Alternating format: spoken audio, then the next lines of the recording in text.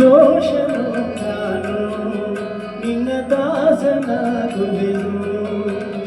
ಕರುಣೆ ತೋರಿಯ ಕಾಲಡಿಗೆ ಬೀರುವೆನು ಬಂದು ನೀನೇ ಬಳಗ ನೀನೇ ಎದೆಯ ಕೂಡಿಗೆ